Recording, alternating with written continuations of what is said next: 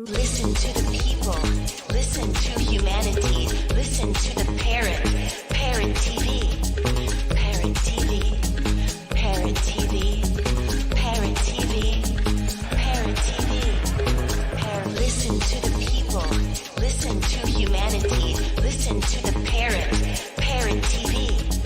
Parrot TV. Parrot TV. Parrot TV. Parrot TV. Listen to the people.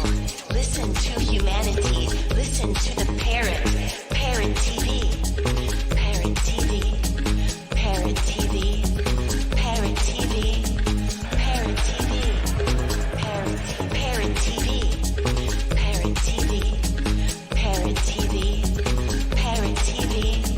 Parrot TV. The Literary America Open Market, AO Market. The best digital market for humanity is a free, multilingual, borderless market open to international sellers with various languages included. With America Open Market, you may start selling in minutes after filling out the form. Comprehensive dashboard where you understand your sales, orders, and customers is available. You get paid directly, securely, and instantly on the America Open Market. You can sell your house, car, electronic laptop, CD player, boombox, phone, headphones, furniture, and clothing, and anything on AmericaOpenMarket.com where all your sales and customer needs are met. Register as a merchant today. You will not regret becoming a vendor at America Open Market. For further inquiries, contact us at aomarket@gmail.com. AO Market, best digital marketplace for humanity. Hello, welcome to World Anchors Network. I'm Dustin Pickering, your noble and honest host. Today we have Xavier Panades, a Blas. He's an Italian-born artist, and he was brought up in a peasant family and educated to the revolutionary values of solidarity, justice, and freedom. This led Xavier to have been involved in social, political, and environmental movements since the mid-1980s. In fact, he has been instrumental in the internationalization, the culture of the Catalan lands. He has been stunning audiences for the last 20 years with his explosive performances in Catalan around the globe. He is regularly booked at festivals and online events such as Live Poets Society, Surdi in CWRW, Pilsner Posies, or Like a Blot from the Blue. Unsurprisingly, Xavier's writings totally absorb the readers. His poems and stories are an experience of self-discovery where the artist becomes insignificant, a mere channeler. He is the author of the book of poetry, The Ear of Eternity, from Francis Bouteille, 2019, and his work is regularly published in international journals. Xavier is also a great interpreter of poetry in Catalan, Castilian, and English, and his live interpretations backed with music are cherished by audiences. In fact, he is collaborating with the charitable project Listen to Poetry to encourage children and adults to listen to poetry. He interprets poets such as Blas de Otero, Federico Garcia Lorca, Josefinske Vos Amos, and the recordings and translations are free to listen on the organization's website.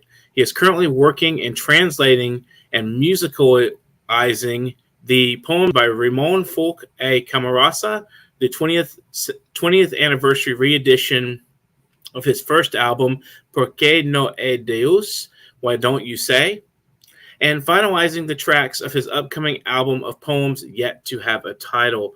Thanks for joining us today, Xavier. And I'm going to show us a wonderful tune here that Xavier has done, and he can tell us a little bit about it after we share it. Give me just a second. I'm going to play this, and you guys are going to get a treat of music, and we're going to have a good time with this. And here it comes. Dins el cap ple de mil dimonis! Monis, monis, monis, monis! No tens diners!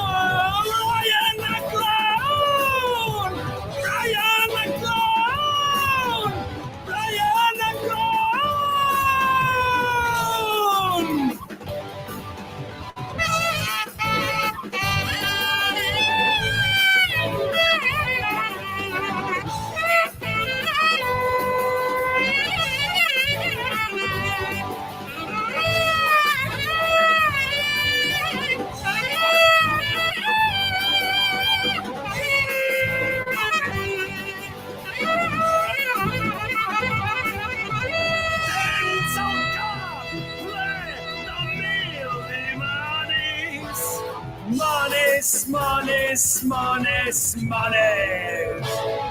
No tens diners. No intentis mai, no sé com ets. Sí, Pau! Brian Clown! Brian Clown! Brian Clown!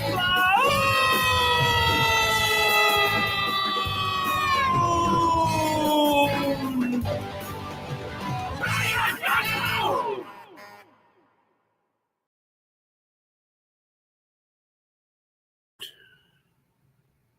Was that? Wonderful, wonderful.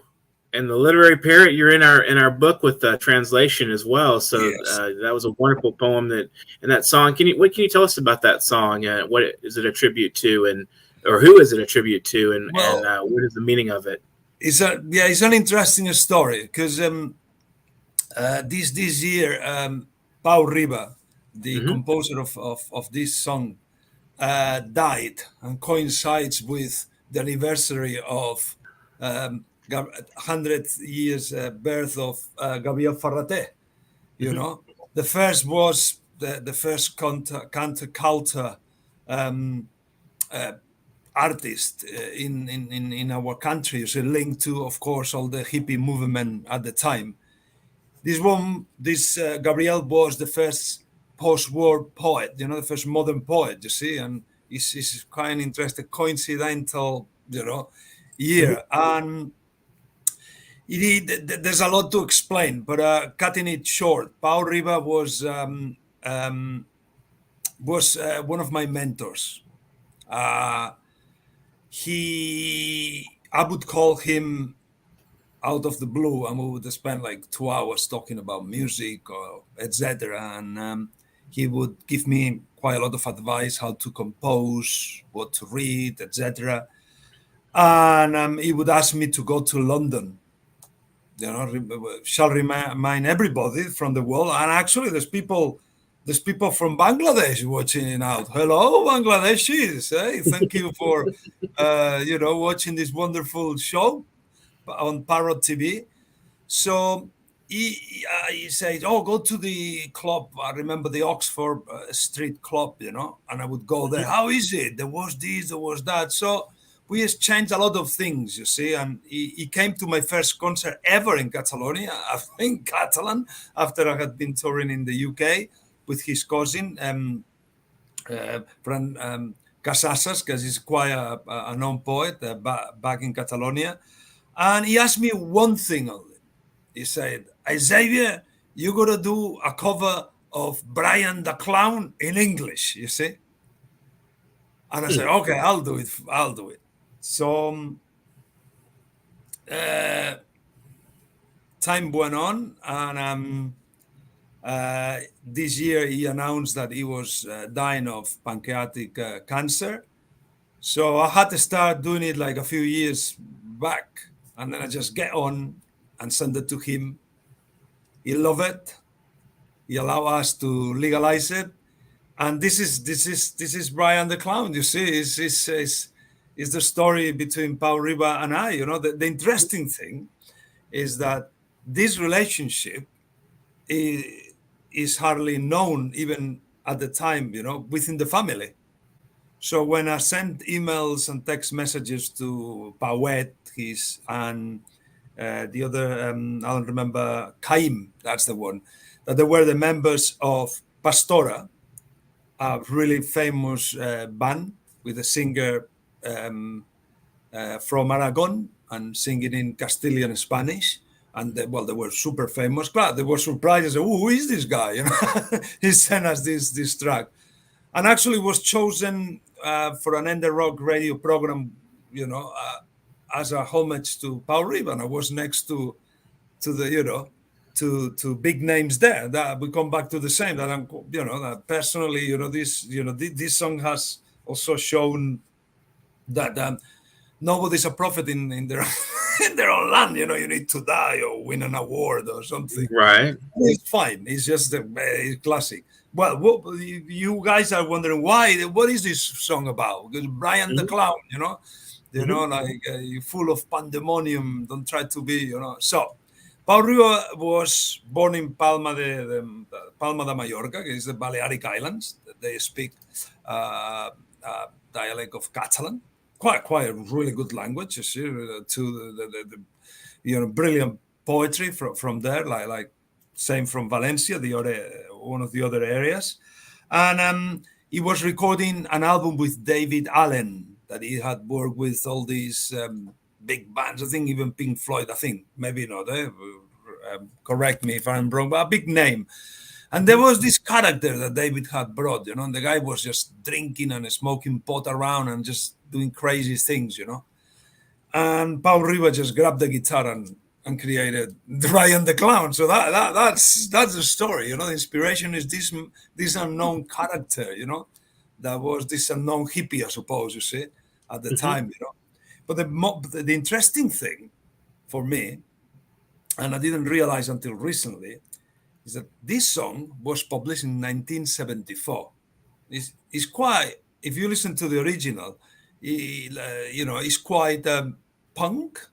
But I mean, mine is quite punk rock, but it's more modern, isn't it? I mean, etc. You see, but the original one is really punk. And that was the year that the Sex Pistols came out. You know, so that idea that the punk or the punk, the more commercial punk, was born in the UK, you know, it's a bit maybe it's a bit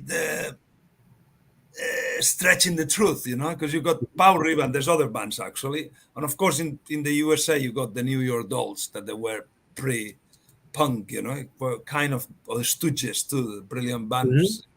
But they were not exactly. But we know the English are really good at marketizing their own stuff, and we gotta applaud them. You see. But that's another interesting thing about this track. You know, that even though it never did punk as itself, it created a punk song.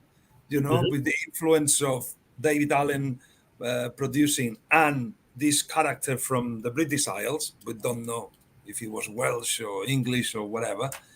And he's very, for me, it's very diverse. You know, you got the Mallorcan Catalan guy, you know, creating an album, rock hippie album, with an English guy, David Allen, with this character. I think David Allen was English. Sorry, correct. Somebody can correct me, please, if that's not right. And then you know, it's a punk song, and before the Sex Pistols, so it's quite diverse. It's kind of multicultural, you know. So I think it's a great track, you know. Regardless, you know, I don't know how you feel about the track, but the track has actually an American connection with the beat. Yeah. Yes. Right. So yeah, it's quite. This track was mixed between Bristol with Uri Green. That I think last time we talked about Uri Green has Banana and Yam is one of the best reggae labels and studios in the UK. He's actually Catalonian, this guy.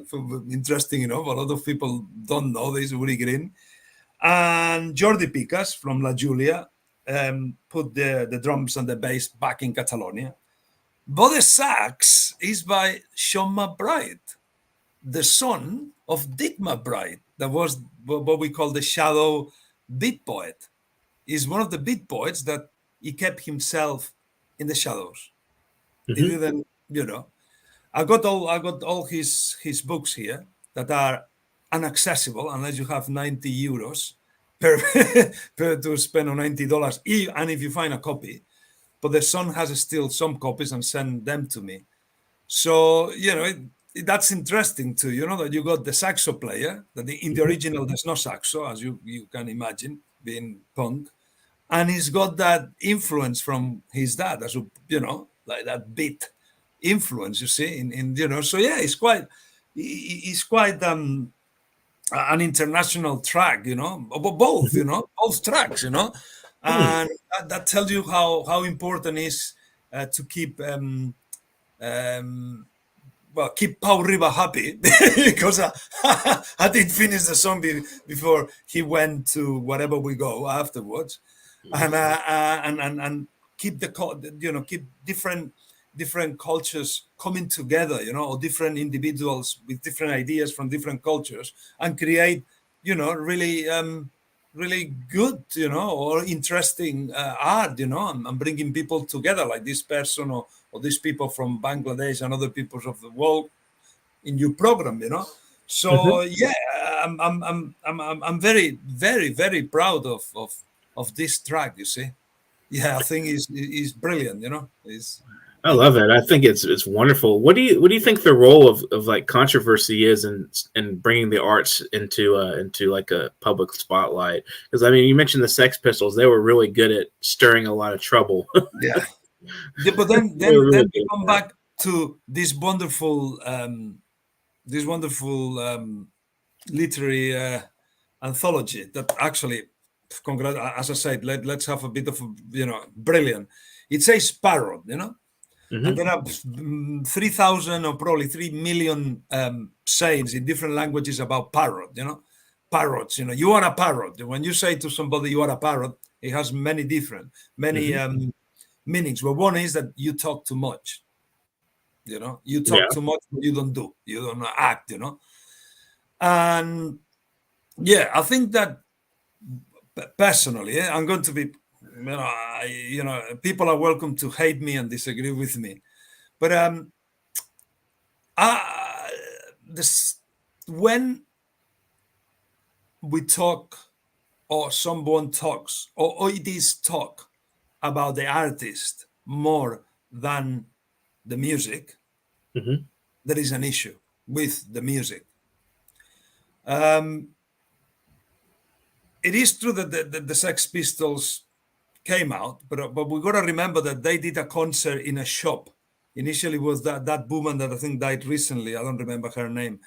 She was a designer, and she got them together. So, let's do a concert, and they dress up with all the leather, and they did the concert.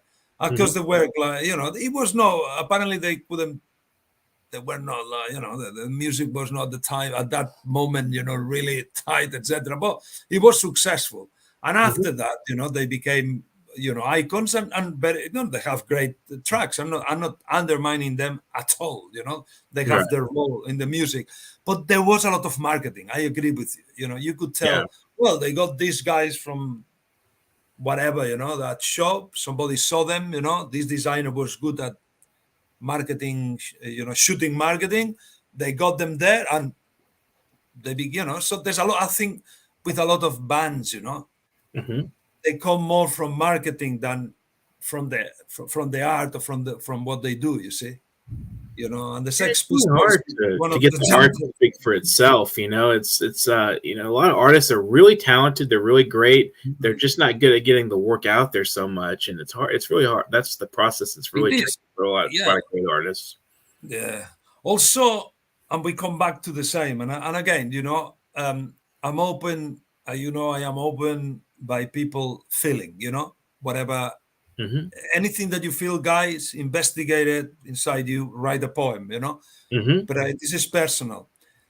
I'm not telling the truth or whatsoever, but we come back to when somebody or you read an article or whatever, and the half of the article, 80% is about the artist, you see. It's what you were saying. So what about the art? I personally, have the ego of 6 planets, you see, because it's part of, going outside in front of people, and you get the attention and you experience the ego. It's inevitable.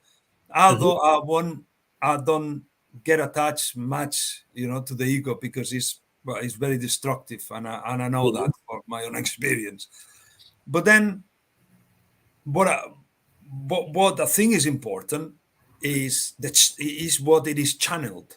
So whatever you do, a painting or a poem or this wonderful anthology, is for humans, for people to read, for people to experience, you see.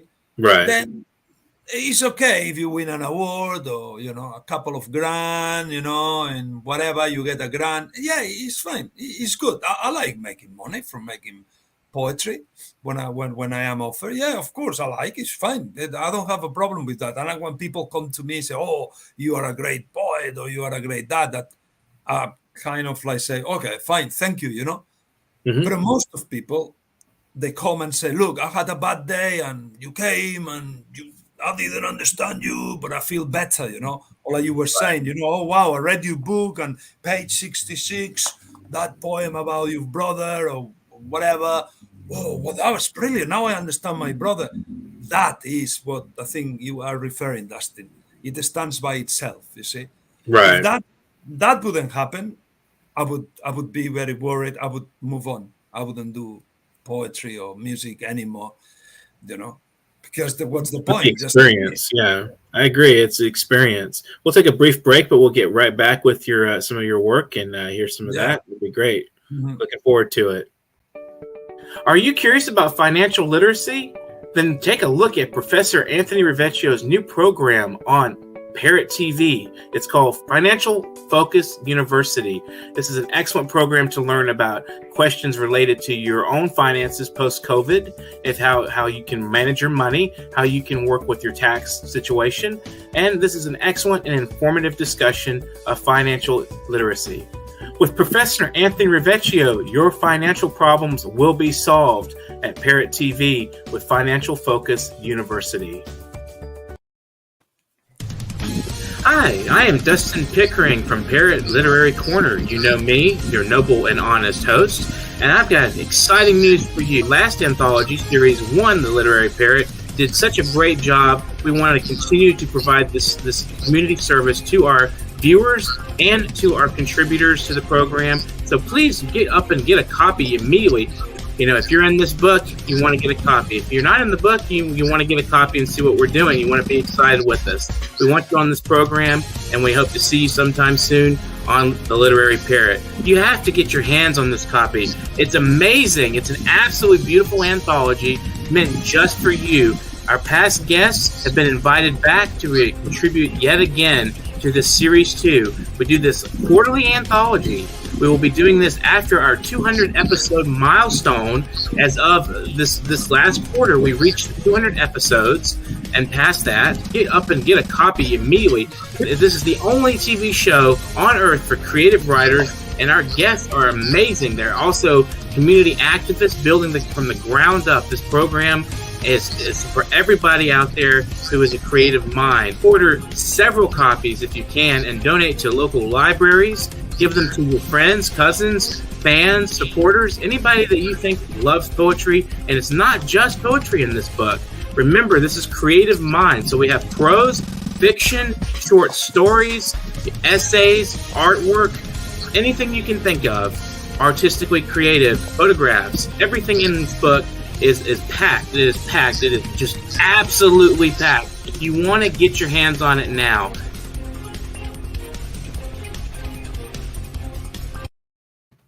Welcome back to World Inkers Network, and remember, we're at Series 3 of the Literary Parrot, so if you want to get on Amazon and pick up a copy, I'd love to some of your words of wisdom on your thoughts on the collection once you give it a look at it. So we'll have Xavier read some of his work now, if he would like to select some, or even some other work from some other poets he admires. So here he is. Okay, well, this is fantastic. You guys, you got to get a copy, eh?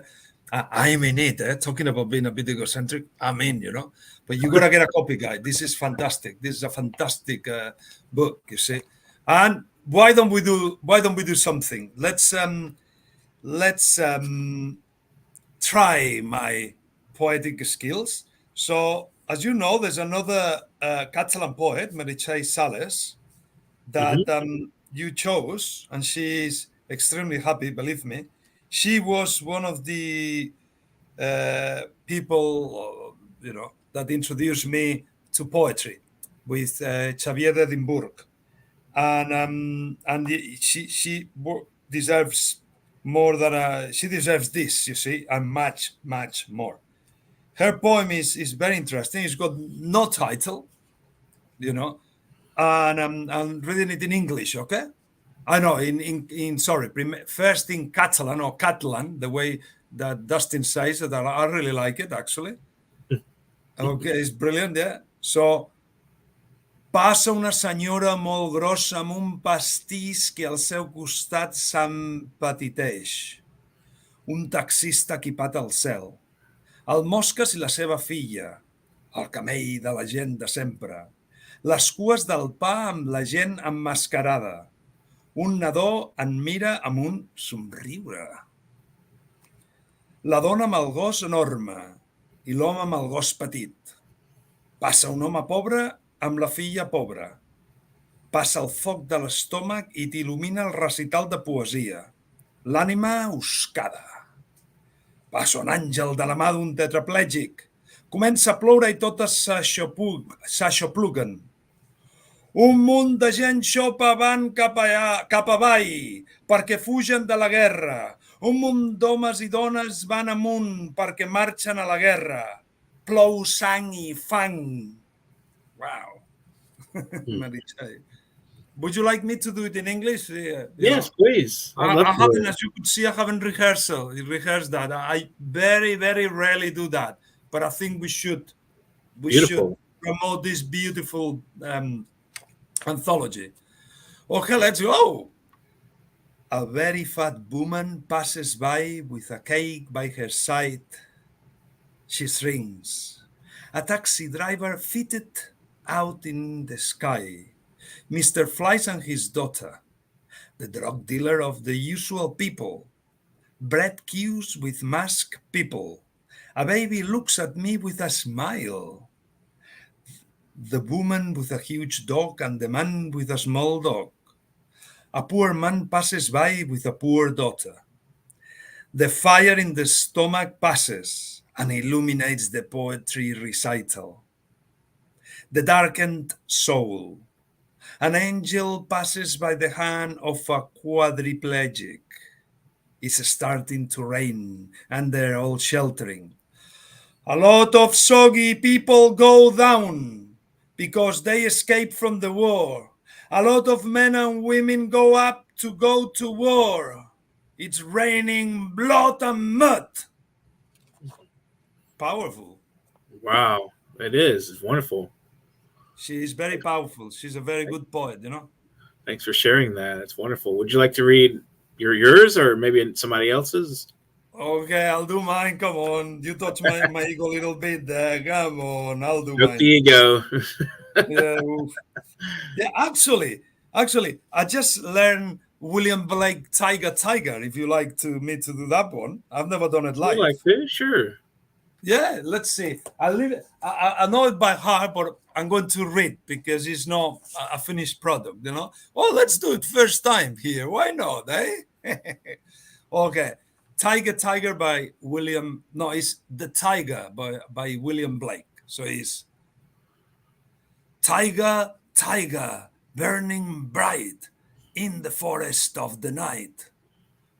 What immortal hand or eye could frame thy fearful symmetry? In what distant deeps of skies burned the fire of thine eyes? On what wings dare he aspire? What the hand there sees fire? And what the shoulder and what art could twist the sinews of thy heart? And when thy heart began to beat, what dread hand, what dread feet? What the hammer, what the chain, in what furnace was thy brain? What the anvil, what dread gasp, there its deadly terrors grasp? When the stars threw down their spears and watered heaven with their tears, did he smile his work to see? Did he who made the lamp make thee? Tiger, burning bright in the forest of the night, what immortal hand or eye there frame thy fearful symmetry?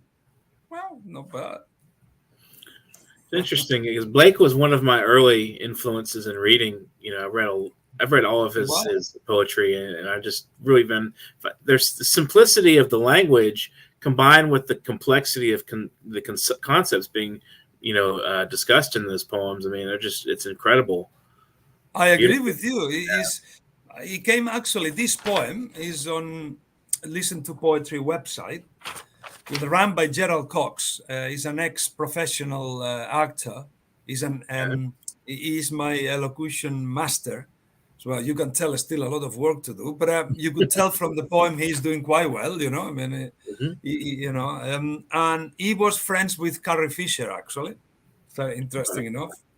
And he puts poems, as you said at the beginning. I came across this one, and I read it, and I agree with you. I mean, something that comes across is that he could be more. William could have been more dense and elitist, you see, and he chose to be simple, but with deep meaning, you see. And we come back to what we were talking before. A lot of the poems that you read, nowadays, they're kind of like technical. And as I said, I'm not attacking people that, but they're too dense. They're more about what you know, you more as a crafter than really as an artist to study, to work with the unknown, like he does, you see, in this poem. And yeah, he had that gift, to step back from his own ego and also knowledge and status, because at that time, whoever wanted to do poetry had to be bourgeois or upper class or whatever, and make and produce poetry not for himself or for his ego, but for everybody, to understand, and well, it had an impact on you, an American boy. 200 years or whatever time is later on, 200 years. Somebody, the descendants of immigrants, I suppose. Pickering is a Yorkshire name, actually. My landlord used to be called Pickering, Surname Pickering, yeah. Old English back long back, yeah. Exactly, and with a different dialect, different circumstances. And this poem, and a Catalan that is reciting it, and this poem has succeeded. You see, it's beautiful. I mean, and I love the fact that Blake. I mean, he seems to have impressed the Beats as well. Yes, he did. I think the Beats also were kind of like being very realistic. You see, when I read Dick McBride, or any others. They kind of like always, you even feel the dirt on the streets with the beat poets, they talk, when they talk about, for example, prostitutes or homeless or whatever, you kind of feel it, feel the smell and the dirt, or at least I do, and yeah, it's quite pretty much being to the point, and as well as deep, Right. So what would you leave us with at the end of the program here? Like, what words of wisdom, thoughts? Okay.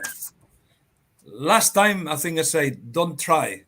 That I think something like that. That's Bukowski, I mean, that's Mr. This one, it maybe mine or no.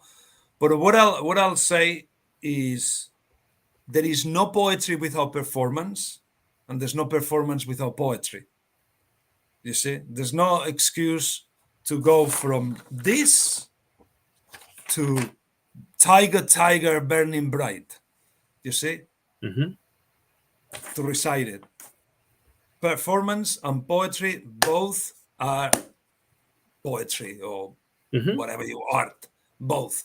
And if you cannot do it because you got like disabilities or whatever, find somebody else and practice with somebody else. Tell them, find up another poet, another performance. There's a guy here at the Life Poets Society, quite disabled, and he's quite successful. He recites himself, and he's very, very good, really good poetry, So both. Only this, not enough. You gotta perform it. No, I think it's a good thing to get it off the page and into the life, bring it to life, make it happen. Do you want to share any thank yous or shout outs while you're on the program? Well, just say that my workshops at Waterstones here in Swansea in Wales are back from the 24th. But I'd like to thank you, everybody, starting with yourself, that has helped channeling my work, because that's I reiterate, that's the main point. All the artists, like Sean McBride, Uri Green, etc. My wife for making such a good tea, as you saw before the program.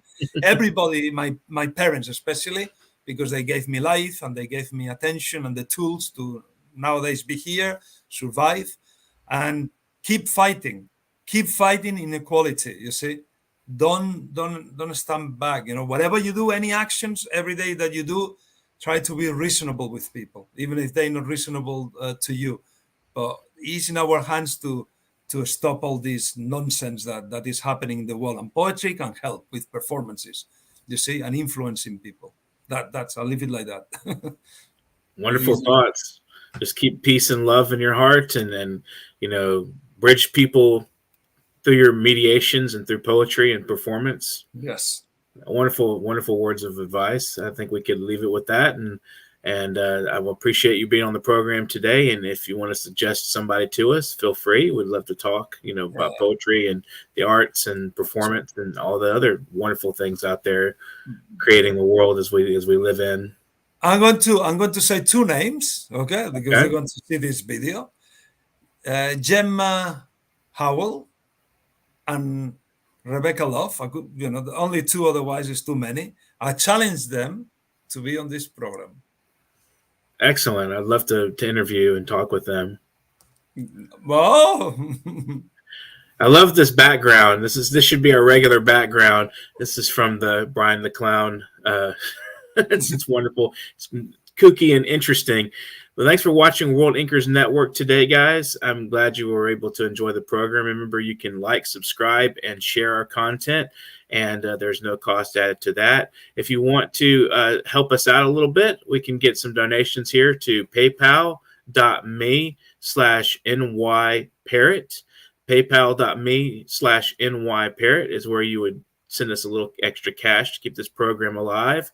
And if you want to be on the program, send your bio and headshot to me, Dustin Pickering, at publication.worldinkers@gmail.com, and just include in the header of your email that you are looking to be on the show, because I do a lot of work on that with that email. So I want to be sure to differentiate between who's submitting for the website and who is wanting to be on the show. Just put yourself as potential guest or something like that. Then I'll know what you're looking for. Thanks again to Xavier for being on the show today, and keep watching Parrot TV. You guys are wonderful. Our audience, we love you all, and get to writing. Thanks so much. America Open Market. AO Market. The best digital market for humanity is a free multilingual borderless market open to international sellers with various languages included. With America Open Market, you may start selling in minutes after filling out the form. Comprehensive dashboard where you understand your sales, orders, and customers is available. You get paid directly, securely, and instantly on the America Open Market. You can sell your house, car, electronic laptop, CD player, boombox, phone, headphones, furniture, and clothing, and anything on AmericaOpenMarket.com, where all your sales and customer needs are met. Register as a merchant today. You will not regret becoming a vendor at America Open Market. For further inquiries, contact us at aomarket@gmail.com. AO Market, best digital marketplace for humanity.